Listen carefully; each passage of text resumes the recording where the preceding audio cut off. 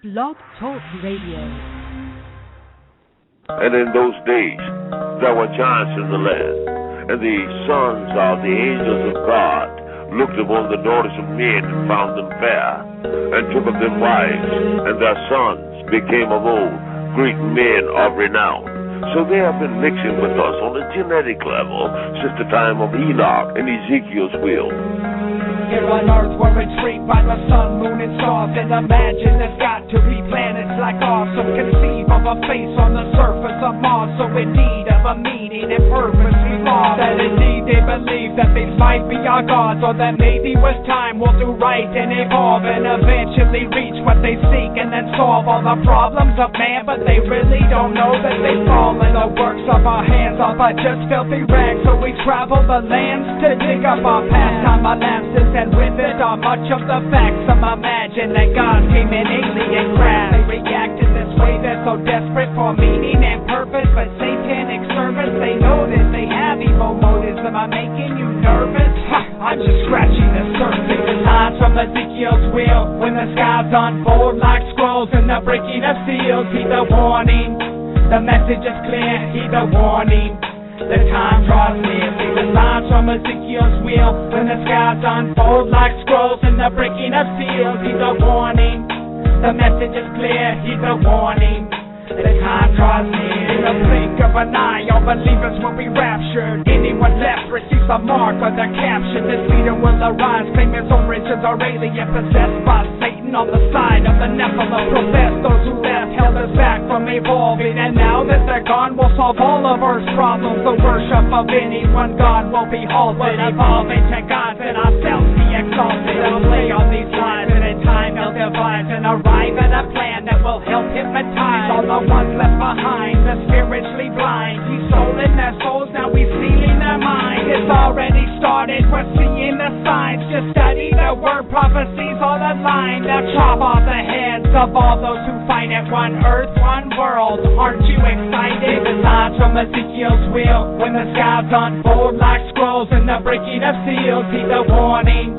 the message is clear. Heed the warning, the time draws near. See the signs from Ezekiel's wheel, when the skies unfold like scrolls and the breaking of seals. Heed the warning, the message is clear. Heed the warning, the time draws near. Where will you be in the year 2012? Are they casting a spell they're not ready to tell? It's time to reveal what they tried to keep veiled. Pure evil they hail and they sell it so well. He fell from the heavenly realms where he dwelled, a once beautiful angel that tried to rebel. Expelled from the light into darkness and hell, now a serpent and snake with reptilian scale. He wears a disguise with angelic wings and mimics the truth with a lie so obscene. He always repeats the same thing he told Eve, that you'll be supreme, a king or a queen, that you can evolve to an enlightened being, a god of your own that can do anything. He feeds on our souls with this fraudulent scheme in so many ways, but it's all just the same. See the signs from Ezekiel's wheel, when the skies unfold like scrolls and the breaking of seals. Heed the warning,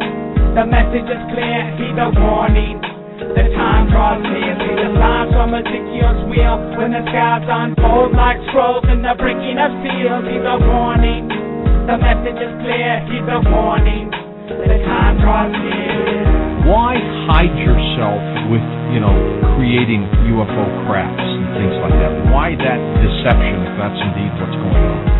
The creatures figured out that there was one way that they could frighten mankind, and that is to present themselves as technologically superior beings, some physical UFOs. Why would they want to abduct human beings? UFO abduction might not be caused by physical occupants, but from creatures living in perhaps what we would call another dimension. Posing as occupants.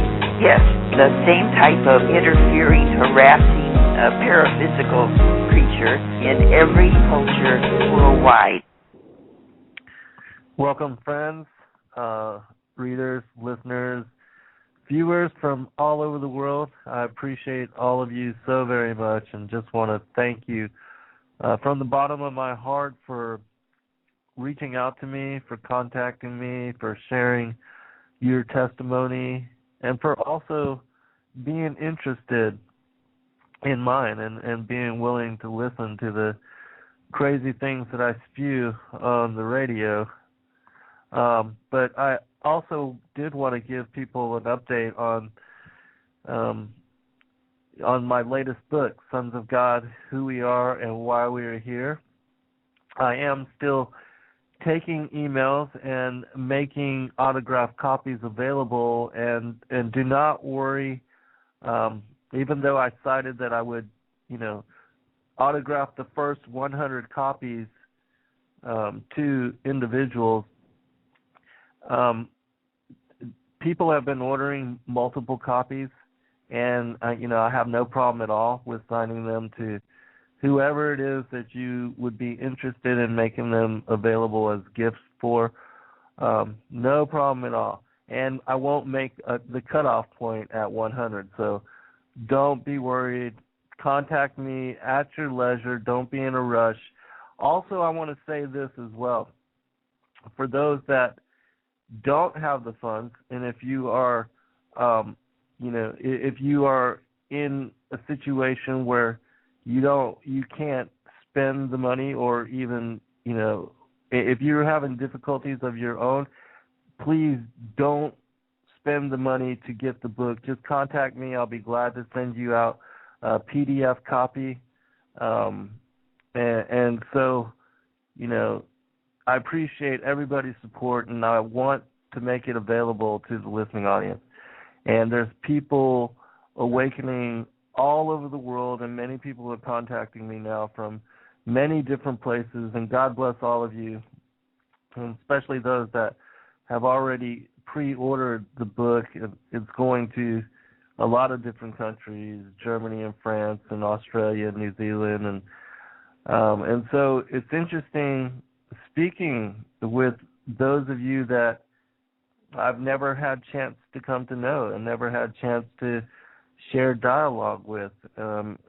You've remained unknown to me, and so it's nice to be able to put some personal identity to the contact and to the questions. And so I just want to again say thanks, because without you, the fellowship and the work, it would not be possible. And the situation is dire and so difficult now for so many people, but that's part of the awakening process. The Lord's going to allow things to become contentious here on this planet in order that people will seek Him out and seek His refuge and seek His deliverance and come to salvation on their own. And all of you are part of that process and of that work. And, I consider a lot of you truth seekers in such capacity that you have dedicated yourself in your lives to seeking the kingdom first and to making your life your lesson, your example, your legacy for world, and allowing your choice to be that which is in service to the Father and to the Son, which for a lot of people, they would consider that a waste of time. But for those that are dedicated to serving the Creator, there's nothing else that we could choose to do. That's why we're here to do. And so for those that are waking up to your responsibilities and are choosing and wanting to embrace your destiny and your fate for your lives and your higher priorities and purpose for being, then seek Him out in truth, come closer in relationship, and sin no more. And in doing these things, knocking, the door will be open. And seeking Him, He will meet you halfway. Because that's what He's looking for. The Father and the Son, the Holy Spirit, they are looking to meet others halfway that choose to embrace this for themselves and to embrace this responsibility for their lives, because really all of us are here to do these things. But anyways, welcome Brenda and Son, and for fun and everybody. And I also, Enoch, I wanted to also let you know, because I know we have a lot of new listeners and a lot of people that are just now becoming introduced to the content of what is, because we cover a lot of things here. We cover a lot of things, and so whatever it is that brought you here, welcome, and God bless you in your seeking. God bless you in your willingness to go down the rabbit hole and to listen to the lunatic fringe that others have come to know as truth. And once you do know truth in your own life, and many of you, I'm sure, already do, you realize that it sometimes comes in ugly form and has shape in the strangest and most odd and weirdest manifestations. Welcome, Putson. God bless you too.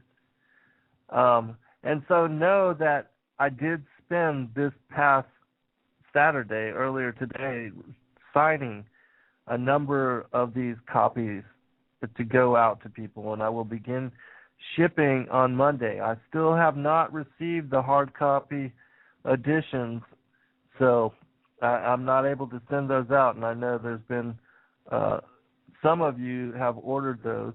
Those will go out as soon as I get them. But know that they're going to be in the mail on Monday, and depending on where you are in the world, it should be to you very soon. And I pray that it touch your life in such way that you come to your own remembrance and recognition as to what your own responsibility is for being here on this planet and at this particular time, that you choose in awareness, to serve the Father and the Son, and develop relationship in such capacity, because that kind of intent for life will bring miracles every day into the world and affect people every day in beautiful ways, in ways that we will never see, in ways that we can't comprehend or understand at this moment. But the rippling effect of goodness and its multiplication outwards into the universe has power that we just don't understand fully. And a lot of you that are waking up to the way that energy works and the way that the Creator has laid the physics down for manifestation to be a reality, because even when you gather an idea in your head and you choose to entertain it and put energy and focus and time upon that energy and then transform it into something that becomes real, that's a process of manifestation. It's the capacity to create. It's your ability as a co-creator with the Father and the Son that gives you the opportunity and the ability to create in such ways. And so once you awaken up to your responsibility and to, your choice of serving the Father in this capacity, and you realize that you don't necessarily have time to waste, or, that you don't have, because you still need entertainment, you still need joy in life, and you still got to have downtime. Don't get too wrapped up in the serious nature of what is the New World Order and the conspiratorial side of it, because you can drive your friends away and you can drive your loved ones away. I know personally I did this. I wanted everybody to know, and I wanted to shake everybody by their shoulders, look them in their eyes, and scream till they could hear me, but that's not the way that people come to truth. And so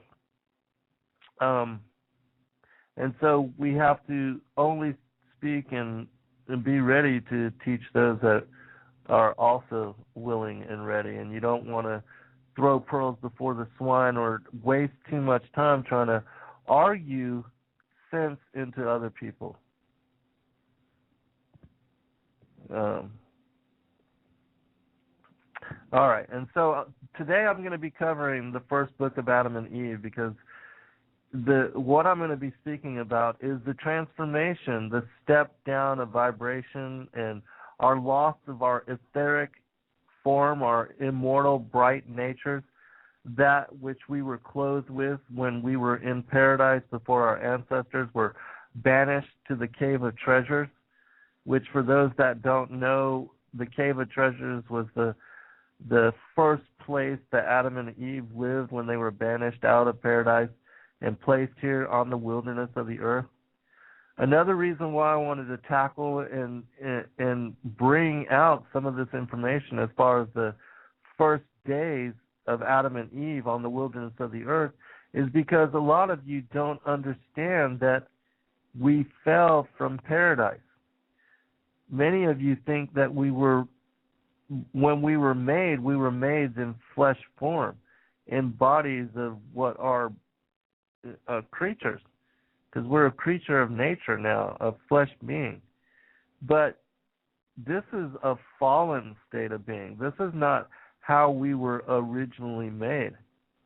And so it's important for you to understand that, because you have to come to realization that you also lost your first estate, and that you also have been banished out of the kingdom, and that you are in the flesh for a purpose, to redeem yourself through the blood of Christ, who is the only begotten Son, the way and the truth and the life. And he exampled and showed to us exactly what it is that we needed to do. And that was the whole purpose of him coming into the flesh. Anyways, he brought that judgment upon himself to show us the way.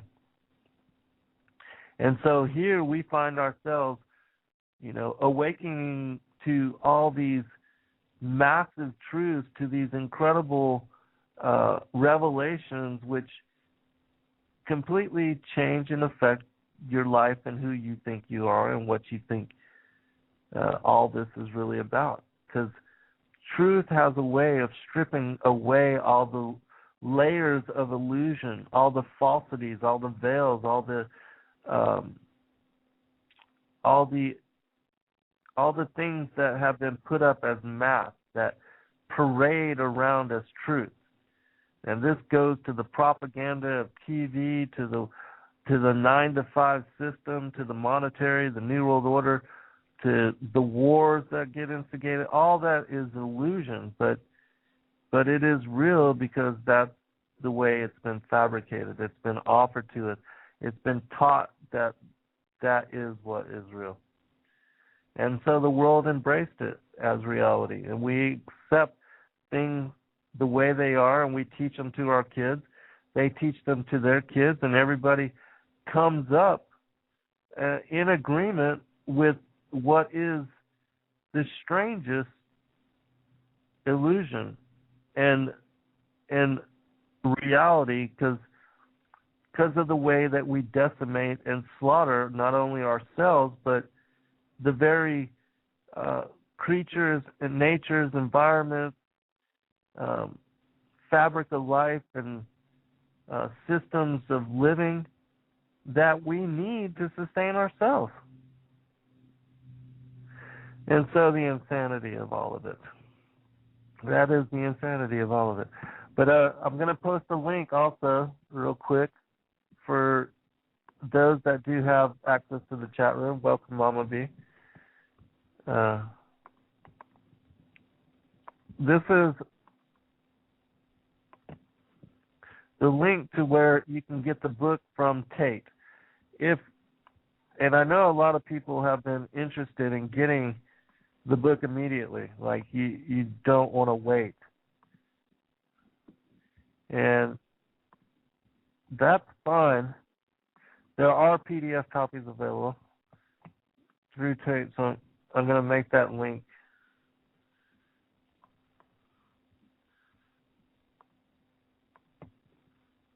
Okay, there we go. There's the link for it to those that have access to the chat room. That's the link for the PDF from Tate Publishing. And so going back to the first book of Adam and Eve,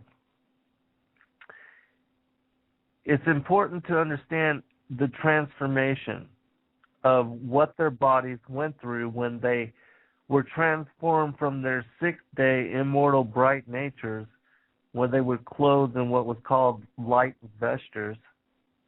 In their immortal bright natures, they did not experience life as we experience it now in flesh form, to where we have the need to eat, sustain ourselves through water, hydration, food, sleep and dreams, and also the elimination of waste. All these different things are because we are in flesh form. But this isn't who we were before we fell from paradise. And so we're going to cover some of that. I'm going to talk about some of that and bring all that information out.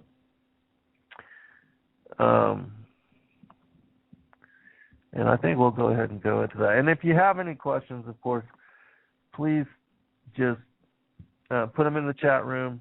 I am kind of floating as a one-man show here, so if I missed the question, just paste it again.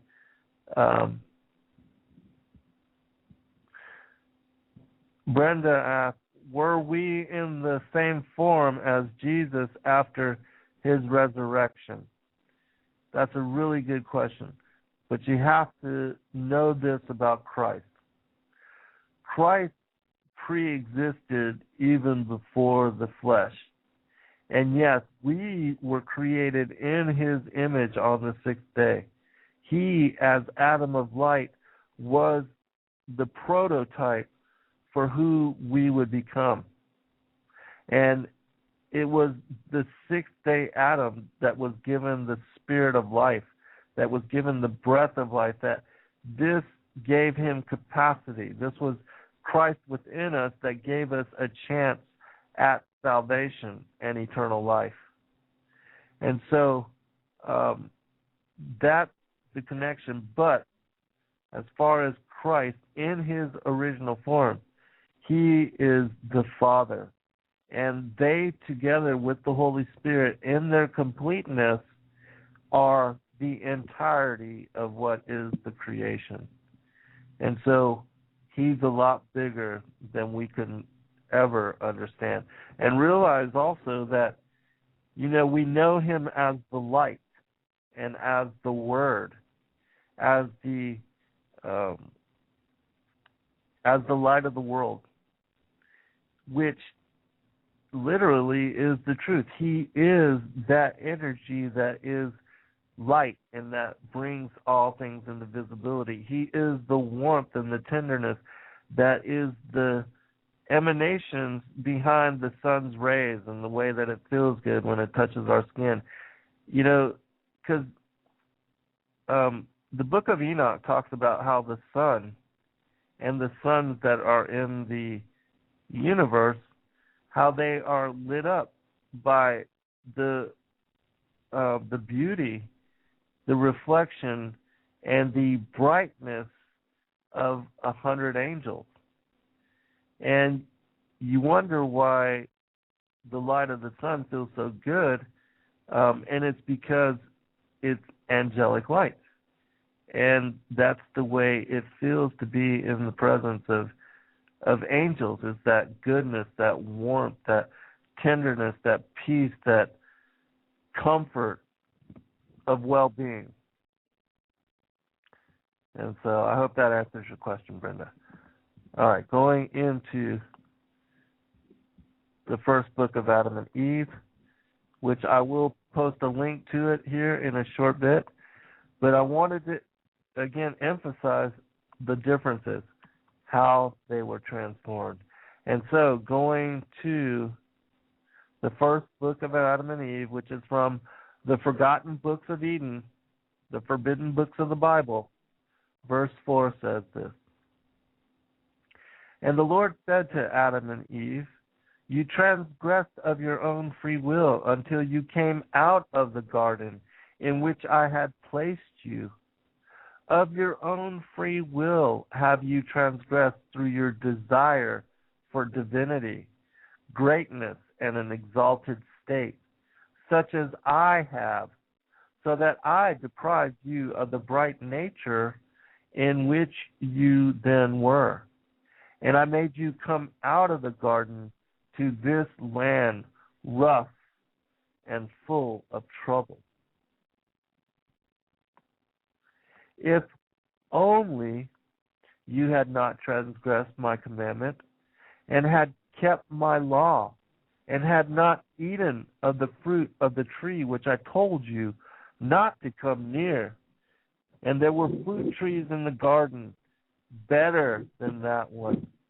But the wicked Satan did not keep his faith, and had no good intent towards me, that although I had created him, he considered me to be useless, and sought the godhood for himself.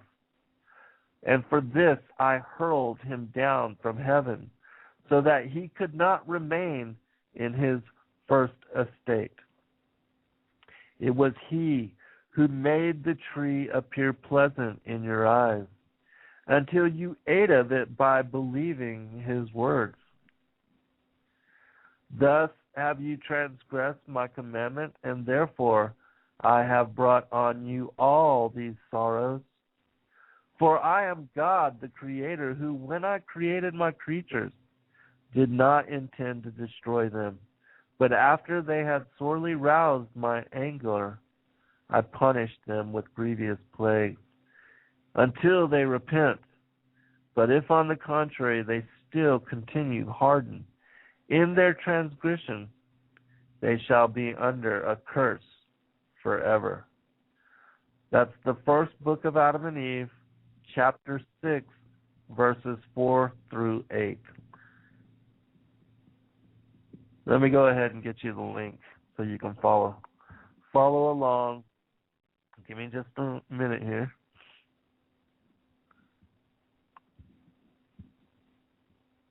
All right. This is a link from one of my most favorite sites, sacredtext.com, which for those that have not been there or have not done research there, if you are a truth seeker, there are so many texts there available for you to peruse and freely. They're very kind people there, trying to make your work of researching the world's mythologies and truths easy. I know they were beneficial for my research, and I give them props. That's the link to the text that we're reading. All right, we're going to read specific. I'm going to skip through, too. I'm not going to read from everything. I'm going to read precisely specific passages to illustrate the transformation that their flesh went through as they lost their bright natures. So you can understand that we fell from the first estate, which was not a place of flesh. But Adam and Eve cried for having come out of the garden, their first home. And indeed, when Adam looked at his flesh that was altered, he cried bitterly, he and Eve, over what they had done. And they walked and went gently down into the cave of treasures. And as they came down to it, Adam cried over himself and said to Eve, look at this cave that is to be our prison in this world, and a place of punishment. What is it compared with the garden? What is its narrowness compared with the space of the other? What is this rock by the side of those groves? What is the gloom of this cavern compared with the light of the garden? What is this overhanging ledge of rock to shelter us compared with the mercy of the Lord that overshadowed us? What is the soil of this cave compared with the garden land? This earth strewed with stones and that planted with delicious fruit trees? And Adam said to Eve, look at your eyes and at mine, which before beheld angels praising in heaven, and they too without ceasing. But now we do not see as we did. Our eyes have become of flesh. They cannot see like they used to see before. Adam said again to Eve, what is our body today compared to what it was in our former days when we lived in the garden? After this, Adam did not want to enter the cave under the overhanging rock, nor would he ever want to enter it. But he bowed to God's order and said to himself, unless I cave, I shall again be a transgressor. First book of Adam and Eve, chapter 4, verse 1 through 12. Now you see the differences that he cited there. He speaks about even losing what is called twin sight. And twin sight is the capacity to see both worlds, that of energy and that of the flesh, that of the fifth dimension and that of the third, the crack between the worlds, which is the fourth. They overlap. And oftentimes, especially during twilight, there are gateways that are opened. And that's why, witches and different things, they'll do ceremonies during these what are called natural holy days, the solstices, the equinoxes, twilight or midnight, or these different times. It's because they're trying to line up with the alchemy of the universe, and they do that to empower their rituals. And so I'm just informing you, not that I want you to do any of these things, because don't trust completely on the Lord. Don't deal with familiar spirits, and don't open yourselves up to powers and principalities, the rulers of darkness of this world that you cannot fully understand nor realize what they can do to your lives. You don't want to get involved with the spirits, the fallen angels. They are very much real, and they are very much dedicated to wickedness and to possession. And if you offer yourself to them, they will gladly accept. And for all these people that are finding themselves possessed, a lot of people will be overcome and then commit some kind of atrocity, whether they eat the face off somebody or eat the brain of. Just craziness is happening right now. So you don't want something like that to happen to you, and then you come back to reality and then realize you've done some kind of insane, act while under the influence of, whether it's the drugs that opened you to these possessors, or the Ouija boards, or the dedication to evil and to magic, to playing around with Satanism, or getting involved in these different vampire cults, because there's a lot of that happening now, especially with Twilight and all the interest that teens have in the occult. Parents, be wary of your children and the things that they are getting into and involving themselves with, because those things affect you as well. Chapter, hold on one second. Well, I'm going to just read it, and then I'll tell you what the chapter is afterwards. It says this: O spirits who wait on God, look at me and my being unable to see you. Or when I was in my former bright nature, then I could see you. I sang praises as you do, and my heart was far above you. But now that I have transgressed, that bright nature is gone from me, and I am come to this miserable state. And now I have come to this, that I cannot see you, and you do not serve me like you used to do, for I have become animal flesh. Yet now, O angels of God, ask God with me to restore me to that wherein I was formerly, to rescue me from this misery and to remove me from the sentence of death that he passed on me for having trespassed against him. Then, when the angels heard these words, they all grieved over him and cursed Satan, who had misled Adam until he came from the garden to misery, from life to death, from peace to trouble, and from gladness to a strange land. Then the angels said to Adam, you obeyed Satan and ignored the word of God who created you, and you believed that Satan would fulfill all he had promised you. Chapter 38, first book of Adam and Eve. All right, let me check the chat room. Then we're going to go into the transformation, them being stripped of their bright nature,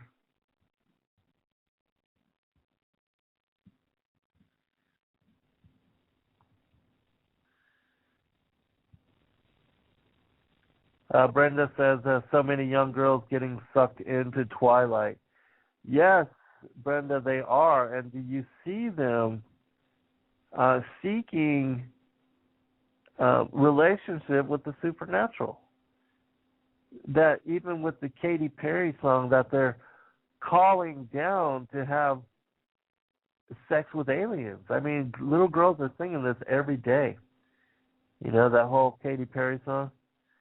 And so we don't know how far it goes. So be careful. Be careful, people. Because young girls are every day disappearing, going off with others, you know, leaving. I mean, kids are wayward. All right. Some of the differences. This is from chapter 2. I'm going to be reading verse 1 through 3, chapter 2. And I apologize for skipping around, but I want to nail this down in a precise nature. And what I'm actually reading from is one of the chapters in my fourth book, Lucifer, Father of Cain. Because in that book, I speak about all of these transformations. And all of these quotes that I'm reading are actually in that text, in that book, on them falling, you know, into flesh form. It's the chapter on the Cave of Treasures. All right, so I'm going to read this. But when our father, Adam and Eve, went out of the garden, they walked around on their feet, not knowing they were walking. And when they came to the opening of the gate of the garden and saw the broad earth spread before them, covered with stones large and small, and with sand, they feared and trembled, and fell on their faces from the fear that came over them, and they were as dead. Because whereas until this time they had been in the garden land beautifully planted with all manner of trees, they now saw themselves in this strange land. First book of Adam and Eve, chapter 2, verse 1 through 3. All right. Now I'm going to speak of their body's need for water. Because when they had their mortal bright natures, they did not have any need or use of water. And Adam will speak about that.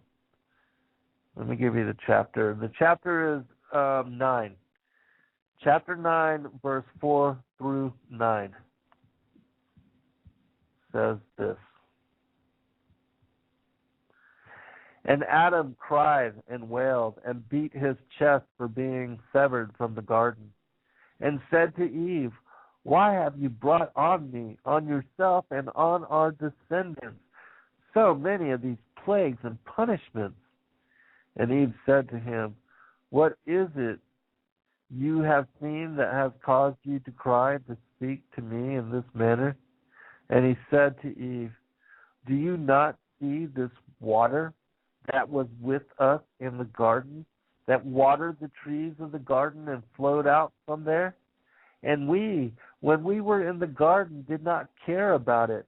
But since we came to this strange land, we love it and turn it to use for our body." But when Eve heard these words from him, she cried, and from the soreness of their crying, they fell into that water, and would have put an end to themselves in it, so as never again to return and behold the creation. For when they looked at the work of the creation, they felt they felt they must put an end to themselves. First book of Adam and Eve, chapter 9, verse 4 through 9. Continuing on the theme of the water, chapter 10, verse 4 through 6. And Adam said after he was raised, "O God, while we were in the garden, we did not require or care for this water. But since we came to this land, we cannot do without it." Then God said to Adam, "While you were under my command and were a bright angel," notice that, were a bright angel. Yes, Adam and Eve were angels in their original first estate. Just like I told you, we were all angels. "My command and were a bright angel. You knew not this water, but now that you have transgressed my commandment, you cannot do without water, wherein to wash your body and make it grow, for it is now like that of beasts, and is in want of water." First book of Adam and Eve, chapter 10, verse 4 through 6. Let me check the chat room, then we'll go into hunger.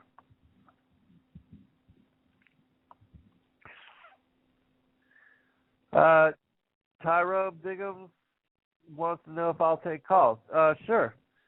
I will be glad to. Go ahead and call in now if you'd like, and I'll answer what question I have.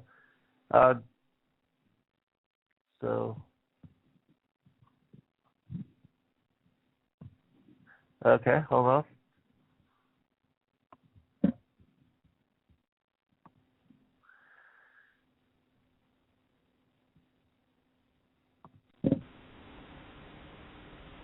Hello?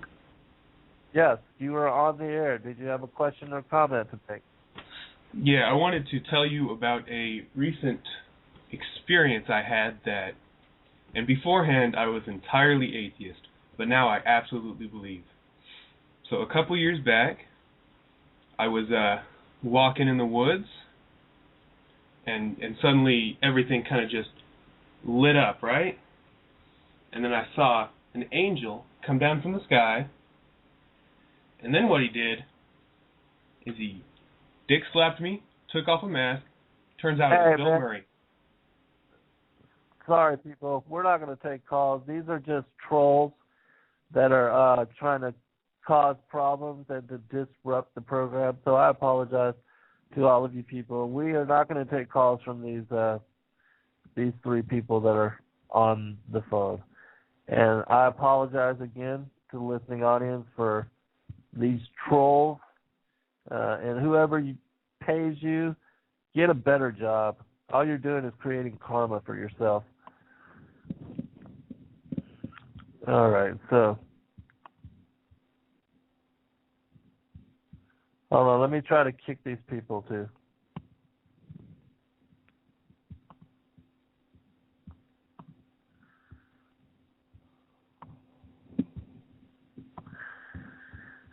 Give me just a minute, people. Sorry.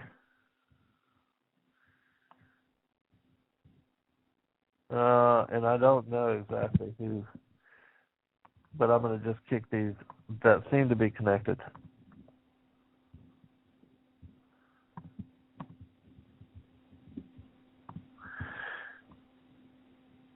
Sorry, people. Okay, I did kick off a couple. Let me know if there are any more. If you have a question, you can put it in the chat room. I'm not taking any more calls like that.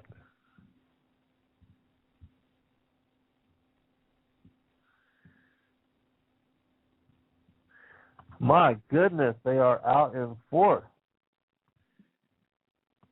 They keep coming in. I'm sorry, people, that I have to spend time kicking these people out. It's ridiculous.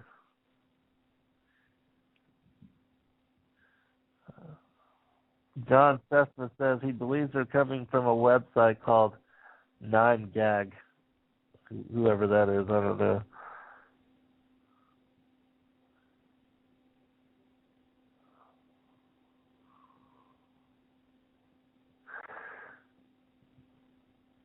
So I feel like I have to sit here and monitor this chat room just so that there's not any insanity happening to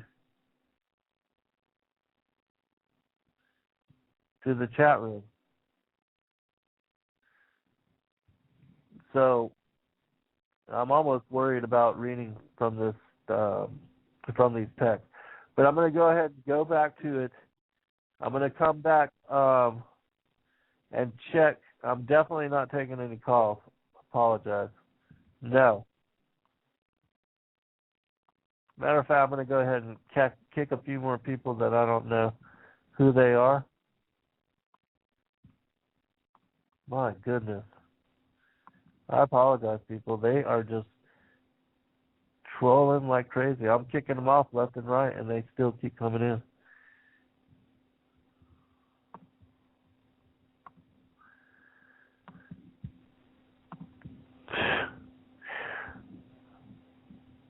I'm going to close the chat room. Sorry.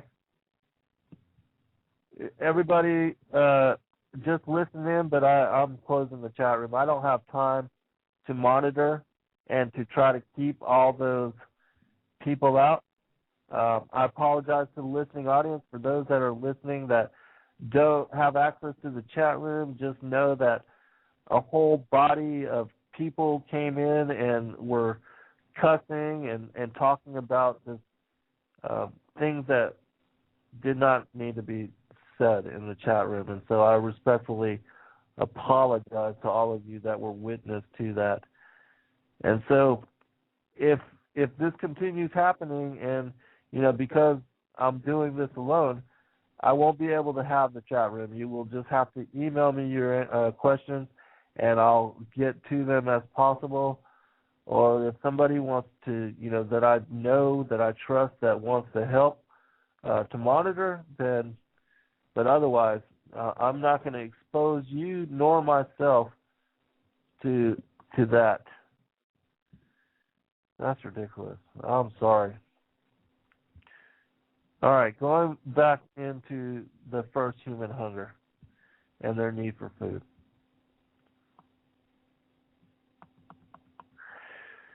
But Adam said to Eve, I am afraid to eat of this fig.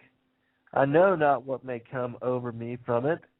So Adam cried and stood praying before God, saying, satisfy my hunger, without my having to eat this fig, for after I have eaten it, what will it profit me? And what shall I desire and ask of you, O God, when it is gone? And when he said again, I am afraid to eat of it, for I know not what befall me through it. First book of Adam and Eve, chapter 39, verse 3 through 5. Now, I'm going to go ahead and give out my, I'm afraid actually to do that. Maybe not. I'm not going to give out my email address for questions. I'm going to just, I'm sorry. The chat room is, a great benefit to the show. It gives us interaction and discussion, but I do not want you exposed to that kind of... Sorry, people. All right. Chapter 40, verse 1 and 2.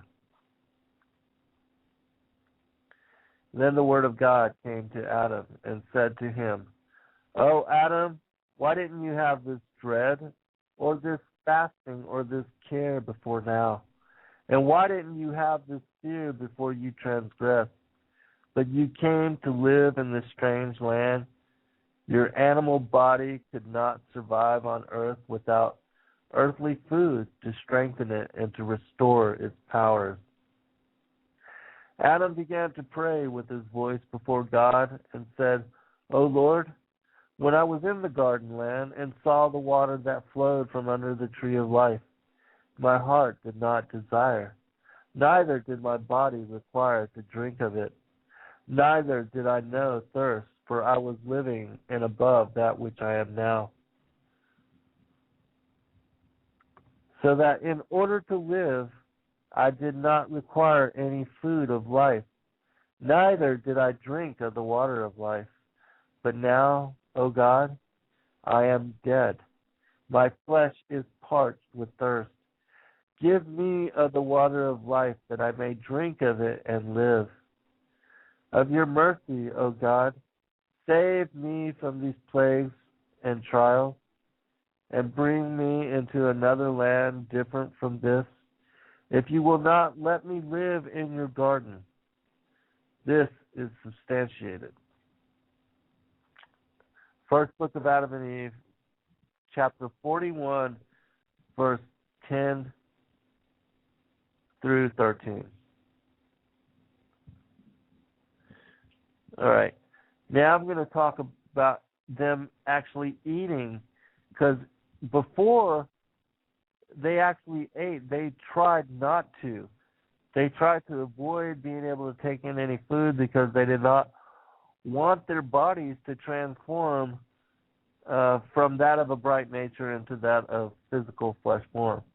And so initially, as I said, they tried not to be able to eat food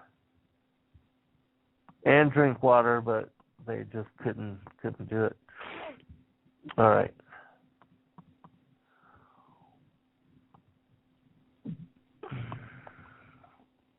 All right. This is the first book of Adam and Eve, chapter 64, verse 6. Adam and Eve partake of their first earthly food. Angel said to Adam and Eve, "God says to you that you do not have the strength that would be required to fast until death. Eat and strengthen your bodies, for you are now animal flesh and cannot subsist without food and drink." That's the angel telling Adam about how they must eat, and they are in animal form. And so this is where they acquire their digestive systems. And when it was day, they got up and prayed after their custom, and they went out of the cave. But they became sick from the flood they had eaten, from the food they had eaten, because they were not used to it. So they went about in the cave, saying to each other, "What has our eating caused to happen to us, that we should be in such pain? We are in misery, we shall die. It would have been better for us to have died, keeping our bodies pure, than to have eaten and defiled them with food." Then Adam besought the Lord and said, "O Lord, let us not perish through the food we have eaten. O Lord, don't punish us, but deal with us accordingly to your great mercy, and forsake us not until the day of the promise you have made with us." And then God looked at them and then fitted them for eating food at once, as to this day, so that they should not perish. Then Adam and Eve came back into the cave, sorrowful and crying because of the alteration of their bodies. And they both knew from that hour that they were altered beings, and that all hope of returning to the garden was now lost. and that they could not enter it. For that now their bodies had strange functions. All flesh that requires food and drink for its existence cannot be in the garden. And then Adam said to Eve, Behold, our hope is now lost, and so is our trust to enter the garden. We no longer belong to the inhabitants of the garden, but from now on we are earthly, and of dust, and of the inhabitants of the earth. We shall not mourn to the garden until the day in which God has promised to save us and to bring us again into the garden as he promised us. Then they prayed to God that he would have mercy on them, after which their mind was quieted, their hearts were broken, and their longing was cooled down. They were like strangers on the earth. That night Adam and Eve spent in the cave, where they slept heavily by reason of the food they had eaten. Okay, now I'm going to tell you about how light affected them and darkness, because in paradise, Adam and Eve had been in the presence of the Word, the Son of God, the Word, and he is the light. And when we're back with the Son and the Father in the kingdom, they will be the source of light. Again, there will be no darkness nor no day, and we will not need the light of the sun, because they will be the light for us. And it speaks about that in Revelation. Okay, talking about the differences and their first experience of night and day and the feeling of sunshine. Because remember, they did not even experience that. It's only in flesh form that we experience light and the burning sensation of light or heat, cold. That's things tied to the flesh. Oh God, why has light departed from us and darkness covered us? Why did you leave us in this long darkness? Why do you plague us like this? And this darkness, O Lord, where was it before it covered us? It is because of this that we cannot see each other. For so long as we were in the garden, we neither saw nor even knew what darkness is.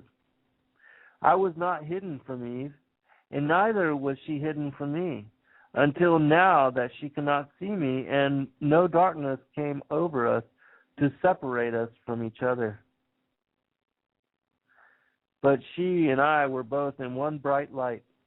I saw her and she saw me.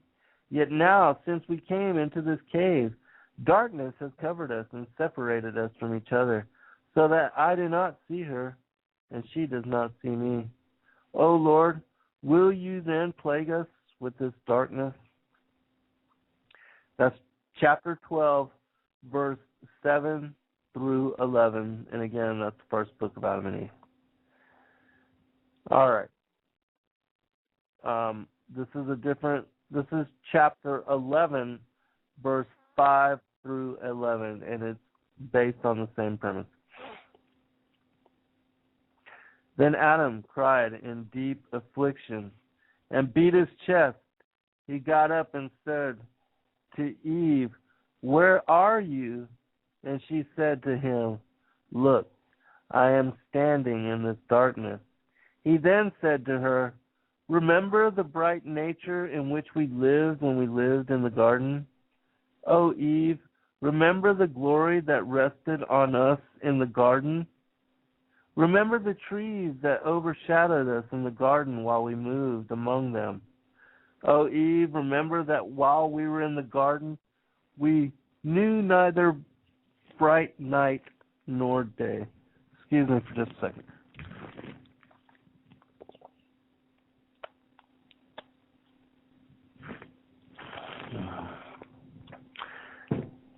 Think of the tree of life.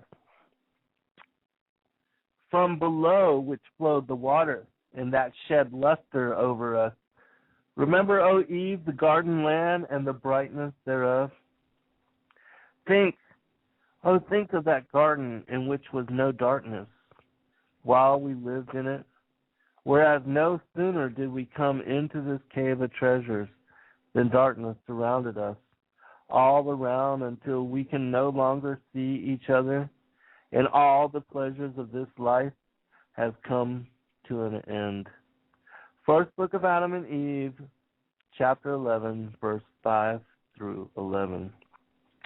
And I wish I could check the chat room, people, and to, share with you in dialogue and answer your questions, but I can't risk it. I hope that the rest of the shows aren't like this. All right, continuing on. And I'm going to talk about now the differences, well, I'm just going to read it and then we'll comment on it. Then Adam beat his chest, he and Eve, and they mourned the whole night until the crack of dawn, and they sighed over the length of the night in Miazia. And then ended up in the cave and said, "O God, why has light departed from us and darkness covered us? Why did you leave us in this long darkness? Why do you plague us like this? And this darkness, O Lord, where was it before it covered us? It is because of this that we cannot see each other. For so long as we were in the garden, we neither saw nor even knew what darkness is.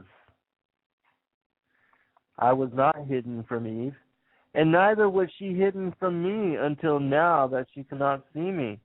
And no darkness came over us to separate us from each other. But she and I were both in one bright light. I saw her and she saw me. Yet now, since we came into this cave, darkness has covered us and separated us from each other, so that I do not see her and she does not see me. O Lord, will you then plague us with this darkness?" First book of Adam and Eve, chapter 12, verse 1 through 7 and 11. And then when God, who is merciful and full of pity, heard Adam's voice, he said to him, "O Adam, so long as the good angel was obedient to me, a bright light rested on him and on his hosts. But when he transgressed my commandment, I deprived him of that bright nature, and he became dark. And when he was in the heavens, in the realm of light, he knew nothing of darkness. But he transgressed, and I made him fall from the heaven onto the earth. And it was this darkness that came over him. And on you, O Adam, while in my garden and obedient to me, did that bright light rest also. But when I heard of your transgression, I deprived you of that bright light. Yet of my mercy, I did not turn you into darkness, but I made your body of flesh, over which I spread the skin in order that it may bear cold and heat. If I had let my wrath fall heavily on you, I should have destroyed you, and I had turned you into darkness. It would have been as if I had killed you. But in my mercy, I have made you as you are. When you transgressed my commandment, O Adam, I drove you.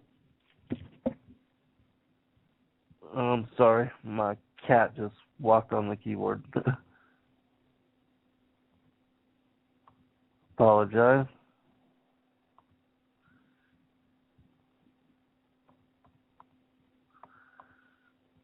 Oh, okay, let me go the other way.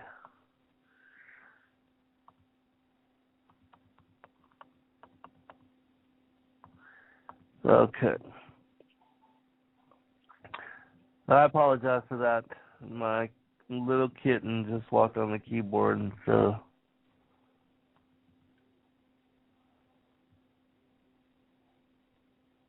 All right, but I believe I found my place though. Oh, sorry.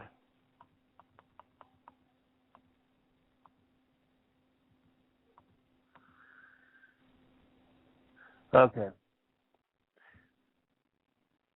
But in my mercy I have made you as you are. When you transgressed my commandment, O Adam, I drove you from the garden and made you come forth into this land and commanded you live in this cave, and darkness covered you, as it did over him who transgressed my commandment. I want to stop here for just a second, because you see that what the Lord is implying in this particular passage is that when he banished Lucifer and his angels out of the host of heaven long ago, he turned them into forms of darkness and transformed them into these reptilian shape-shifting Nakash. And that when Adam fell, he clothed him in his own image. And so, and Adam's fall was a recent one, but Lucifer and his angels, that fall occurred on the second day with the separation of light and darkness, which I cover in both of my books. All right, continuing, because this is an interesting passage. Verse 10. And thus, O Adam, has this night deceived you? It is not to last forever, but it is only of 12 hours. When it is over, daylight will return. Sigh not, therefore, neither be moved, and say not in your heart that this darkness is long and drags on wearily. And say not in your heart that I plague you with it. Strengthen your heart, and be not afraid. This darkness is not a punishment. But, O Adam, I have made the day and have placed the sun in it to give light, in order that you and your children should do work. For I knew you would sin and transgress and come out into this land, yet I wouldn't force you, nor be heard over you, nor shut up, nor doom you through your fall, nor through your coming out of light into darkness, nor yet through your coming from the garden into this land. For I made you of the light, and I willed to bring out children of light from you, and like to you. But you did not keep my commandment one day until I had finished the creation and blessed everything in it. And then concerning the tree, I commanded you not to eat of it. Yet I knew that Satan, who deceived himself, would also deceive you. And so I made known to you by means of the tree not to come near him. And I told you not to eat of the fruit thereof, nor to taste of it, nor yet to sit under it, nor to yield to it. Had I not been and spoken to you, O Adam, concerning the tree, and had I left you without a commandment, and you had sinned, it would have been an offense on my part for not have given you any order. You would turn around and blame me for it. But I commanded you and warned you, and you fell. So that my creatures cannot blame me, but the blame rests on them alone. And, O Adam, I have made the day so that you and your descendants can work and toil in it. And I have made the night for them to rest in it for their work, and for the beasts of the field to go forth by night, and look for their food. But little of darkness now remains, O Adam, and daylight will soon appear. The first book of Adam and Eve, chapter 13, verse 1 through 21.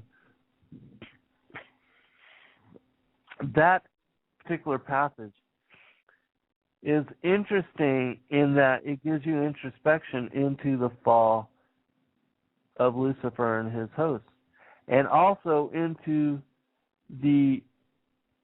how they were kicked out of the heavens on the second day, way before Adam and Eve were ever brought into being.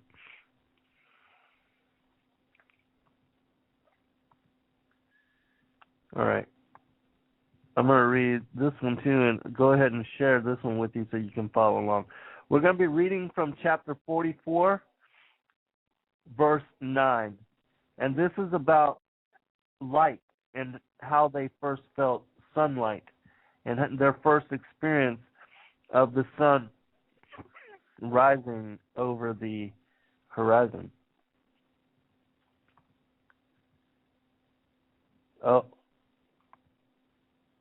Actually, we're going to be reading chapter 22, verse 1 through 6. We're going to read this first, and then we'll read from chapter 44. Chapter 20 through 22, verse 1 through 6.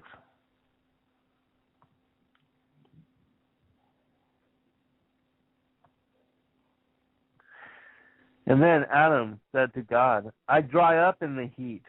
I am faint from walking, and I don't want to be in this world. And I don't know when you will take me out of it to rest.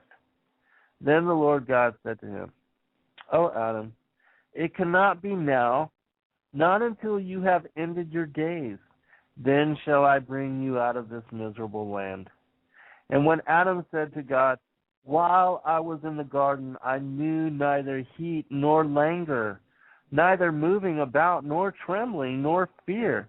But now, since I am come to this land, all this affliction has come over me. And then God said to Adam,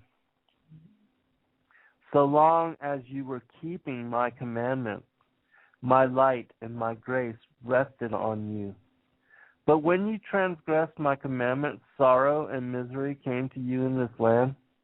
And Adam cried and said, O Lord, do not cut me off from this, neither punish me with heavy plagues, nor yet repay me according to my sin. For we of our own will transgressed your commandment, and ignored your law, and tried to become gods like you, when Satan the enemy deceived us.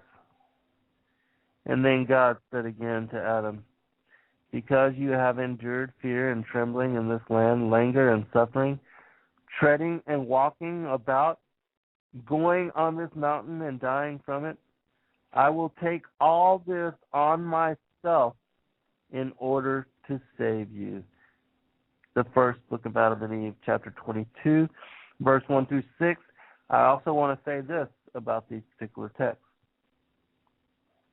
They give you the first insight into how Christ would come and take on the sins of the world, and how he would bring redemption to Adam and Eve and all of their ancestors and all of their descendants, so long as they were righteous.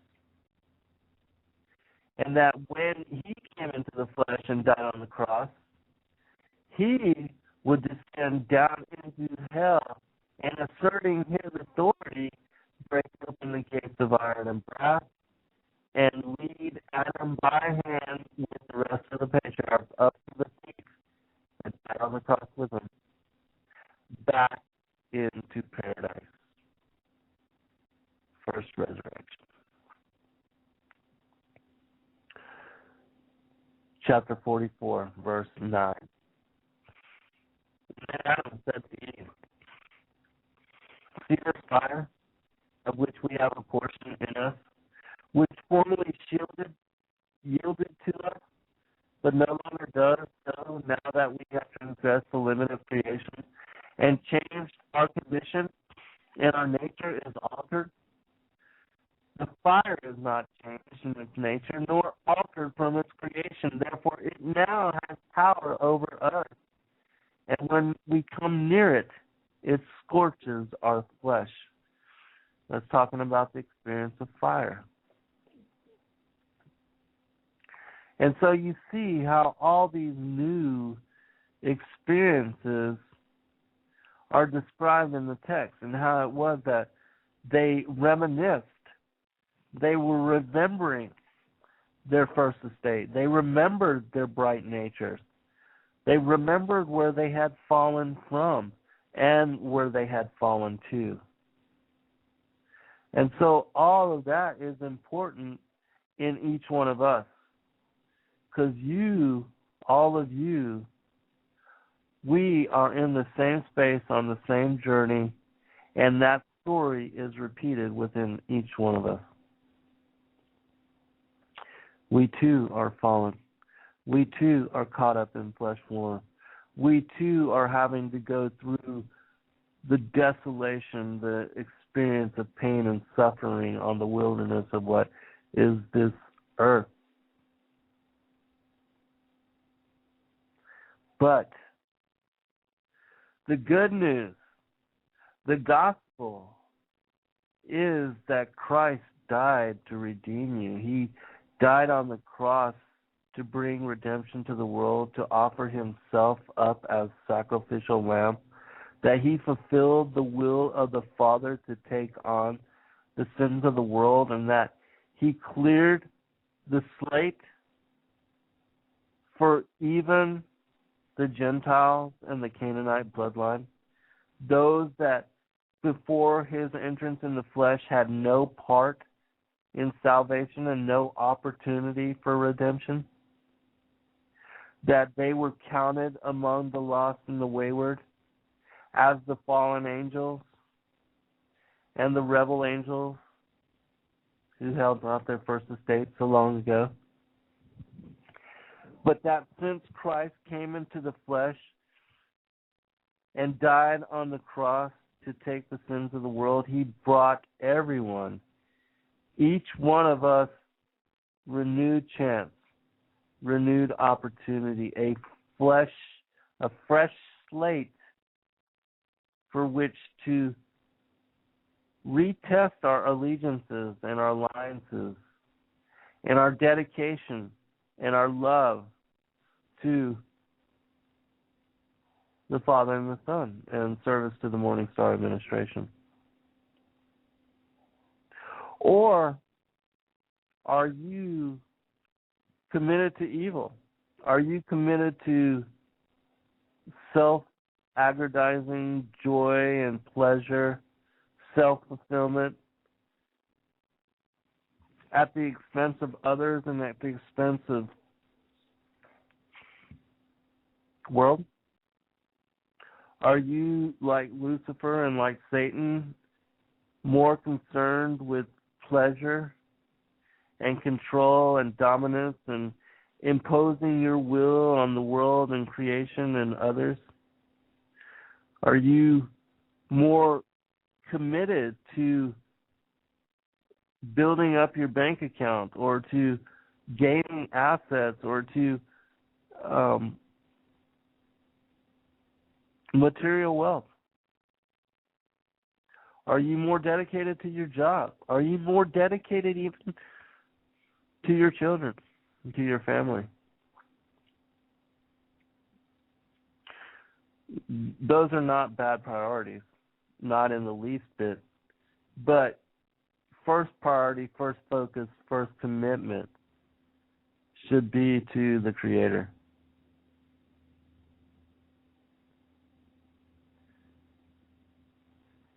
And so, depending on what you do with your time, what you do with your focus, your intent, that's where your worship is. That's where your praise is. That's where your commitment, your priority is. So you have to ask yourself, what is that? Where is that for you? Are you doing as Matthew chapter 6, seek the kingdom first? Or are you one of those that likes to sit at the head of the table, that likes to puff himself up in grandiose prayers?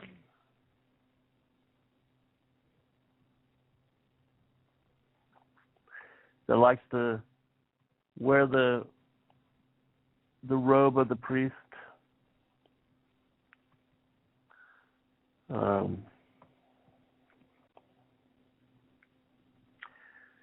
So each one of us, really, we are all called to ask ourselves again, what are our priorities? Where is our dedication? Where is our focus to life and being? What is our commitment? What do we spend most of our time doing and choosing to even give that time to? Just write a little list of where you spend most of your time and money and your effort, and then you'll see exactly who it is you're worshiping, what kind of mammon idol you've established and set up for yourself. Because so many are living that way. All right, we're going to continue on. We're reaching the end of the show anyways, and so I just want to touch upon a couple more passages. Then Satan said to him, "Look, it is now some time since you came out of the garden, and you know neither wickedness nor evil. But now God says to you to take Eve, who came out of your side, and to marry her, so that she will bear you children, to comfort you, and to drive from you trouble and sorrow. Now this thing is not difficult."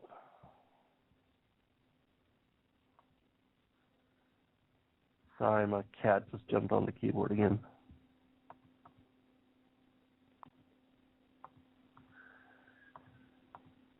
Oh. This last part is talking about marriage and how it was that Satan incited Adam with the lust of the flesh. All right, I found my place again. Apologize. Okay. "And to marry her so that she will bear you children to comfort you and to drive from you trouble and sorrow. Now this thing is not difficult, neither is there any scandal in it to you." Chapter 71, verse 12 through 14. "But from that day Adam struggled in his mind about his marrying Eve, afraid that if he was to do it, God would be angry with him. And then Adam and Eve went to the river of water and sat on the bank as people do when they enjoy themselves. But when Satan was jealous of them and planned to destroy them." All right, last final part. "Satan also thought within himself, God at first commanded Adam concerning the fruit of the tree, saying to him, Eat not of it, else of death you shall die. But Adam ate of it, and yet God did not kill him. He only decreed on him death and plagues and trials until the day he shall come out of his body. Now then, if I deceive him to do this thing and to marry Eve without God's permission, God will kill him then. Therefore Satan worked this apparition before Adam and Eve, because he sought to kill him and to make him disappear from off of the face of the earth. Meanwhile, the fire of sin came over Adam, and he thought of committing sin, but he restrained himself, fearing that if he followed this advice of Satan, God would put him to death. And then Adam and Eve got up and prayed to God, while Satan and his hosts went down into the river in the presence of Adam and Eve to let them see that they were going back to their own world. Then Adam and Eve went back to the cave of treasures as they usually did about evening time, and they both got up and prayed to God that night. Adam remained standing in prayer, yet not knowing how to pray, by reason of the thoughts in his heart regarding his marrying Eve. And he continued so until morning. I'm going to stop here and just know that this is where the institution of marriage was established. That because Satan was trying to cause their destruction and cause them to sin, they prayed to the Father and to the Word about what they should do. And that's when the Lord brought to them and brought in the institution of marriage. And so that last part is from chapter 70. The chapter 70 is on that marriage of Adam and Eve. And so also know that there's a second book of Adam and Eve included within the forbidden books of Eden, the forgotten books of the Bible, and that these texts cover the birth of the children of Adam and Eve and how it was that they told them to never intermarry with the Canaanite bloodline and to keep their children separate from the other children, what are considered the tares. And so, once again, I want to apologize for the expletive language that was brought on earlier by the trolls that were trying to cause trouble in the chat room, and I apologize that I'm not even able now to open a chat room and to get your questions, and that I can't even take calls because of things like that. It's a shame, but we'll try to do what we can to continue to share with each other and to bring each other up into truth. Know that I am still selling my books, and if you are interested in getting a copy of Sons of God, who we are and why we're here, they are available. You can contact me through Facebook, Zen Garcia, and then I'll be glad to give you the information on how it is that you can get it. But it is available and has been released through tapepublishing.com. The official release date for Sons of God will be the 29th of January. And that on that day, it will be available in book form across a lot of what are the major book distributors, the bookstores across the country, and will also be available through all the different web portals like Amazon and others. God bless all of you. I just pray that the Lord continue to lead you in discernment and wake you up to who you are. In Yahushua Yahweh's name, I pray. Amen.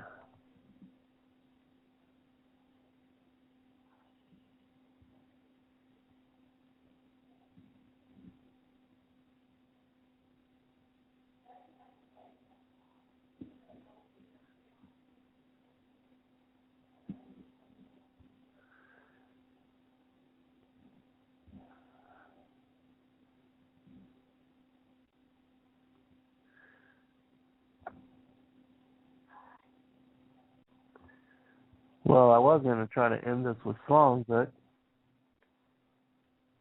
that one is not playing. How strange, the difficulties today. All right, let's try this other one.